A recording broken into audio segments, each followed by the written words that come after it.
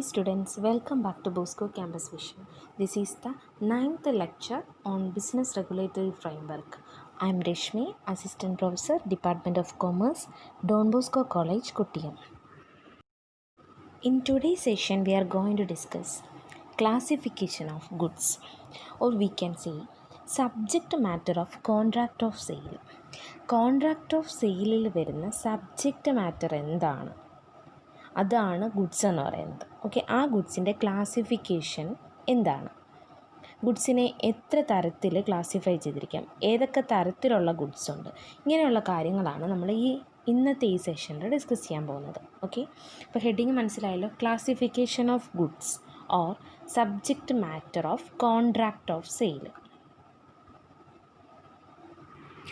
According to section 2 subsection 7 of the Sale of Goods Act 1930, goods means every kind of movable property other than actionable claims and money. The Sale of Goods Act 1930 section 2 subsection 7 goods എന്താണെന്ന് പറയുന്നുണ്ട്. അതായത് contract of സെയിലിലെ subject matter എന്താണെന്നുള്ളത്, അല്ലെങ്കിൽ classification of goods എന്തൊക്കെയാണെന്നുള്ളതിനെ കുറിച്ച് വിശദമായിട്ട് പറയുന്നു. Goods എന്ന് പറയുന്നത് ഏത് തരത്തിലുള്ള മൂവബിൾ പ്രോപ്പർട്ടിയും ആകാം. Okay, other than actionable claims and money. എന്താണ് ആക്ഷനബിൾ ക്ലെയിംസ് എന്ന് പറയുന്നത്? അതായത് കോർട്ട് ഓഫ് ലോ വഴി എൻഫോഴ്സ് ചെയ്യുന്ന ആക്ഷൻസ് ആണ് ആക്ഷനബിൾ ക്ലെയിം എന്ന് പറയുന്നത്. കോടതി ഇടപെട്ട് ചില ആക്ഷൻസ് എൻഫോഴ്സ് ചെയ്യുന്നത്, അതാണ് ആക്ഷനബിൾ ക്ലെയിം. അപ്പോൾ ആ ആക്ഷനബിൾ ക്ലെയിമിൽ ഉൾപ്പെടാതെ വരുന്ന ഏത് തരത്തിലുള്ള മൂവബിൾ പ്രോപ്പർട്ടിയെയും നമുക്ക് ഗുഡ്സ് എന്ന് പറയാം. ഈ ഡെപ്റ്റ് due from one person to another. ഒരു ഡെപ്റ്റ് ഡ്യൂ ഒരു വ്യക്തിയിൽ നിന്ന് മറ്റൊരു വ്യക്തിയിലേക്ക് പാസ് ചെയ്യാൻ പറ്റില്ല.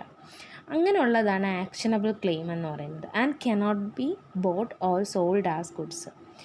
ഒരു വ്യക്തിയിൽ നിന്ന് മറ്റൊരു വ്യക്തിയിലേക്ക് ഒരു ഡെപ്റ്റ് ഡ്യൂ ഒരിക്കലും സെയിൽ ചെയ്യാനായിട്ട് സാധിക്കത്തില്ല. അതൊരിക്കലും ഗുഡ്സ് ആയിട്ട് ഉൾപ്പെടുത്തതുമില്ല. അങ്ങനെയുള്ളതാണ് ആക്ഷനബിൾ ക്ലെയിം എന്ന് പറയുന്നത്. ഓക്കെ, അപ്പോൾ actionable claim is something which can only be enforced by action in a court of law. Court ഇടപെട്ട് ഒരാക്ഷൻ എൻഫോഴ്സ് ചെയ്യുന്ന തരത്തിലുള്ള കാര്യങ്ങളാണ് ആക്ഷനബിൾ ക്ലെയിം എന്ന് പറയുന്നത്.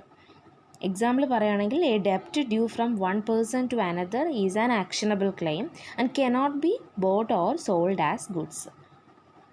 ഇനി things like water, gas, copyright, trade mark, electricity etcetera are goods. ഇങ്ങനെയുള്ളതെല്ലാം തന്നെ ഗുഡ്സിൽ വരുന്നതാണ്. അതായത് മൂവബിൾ ആയിട്ട് വരുന്ന എന്ത് തരത്തിലുള്ള പ്രോപ്പർട്ടിയും നമുക്ക് ഗുഡ്സ് എന്ന് പറയാം. സോ ഗുഡ്സ് എന്ന് പറഞ്ഞാൽ സെക്ഷൻ 2 സബ്സെക്ഷൻ 7 ഇതിനെക്കുറിച്ച് പറയുന്നത്. ഗുഡ്സ് എന്താണെന്ന് പറയുന്നത്, ഗുഡ്സ് എന്ന് പറയുന്നത് every kind of movable property other than actionable claims and money. An actionable claim is something which can only be enforced by action in a court of law. A debt due from one person to another is an actionable claim and cannot be bought or sold as goods.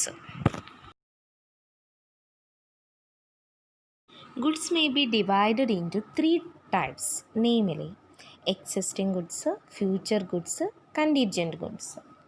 ഗുഡ്സിനെ നമുക്ക് 3 ടൈപ്പായിട്ട് പറയാം, 3 ടൈപ്സായിട്ട് classify ചെയ്യാം. First existing goods, future goods and contingent goods. Let us discuss each goods in detail. First one is existing goods. Goods owned and possessed by the seller at the time of the making of the contract of sale are called existing goods.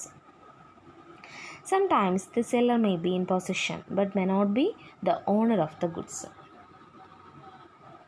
Where the existing goods are the subject matter of a contract, they must be in actual existence, since a present sale can be made only if the subject matter having actual existence.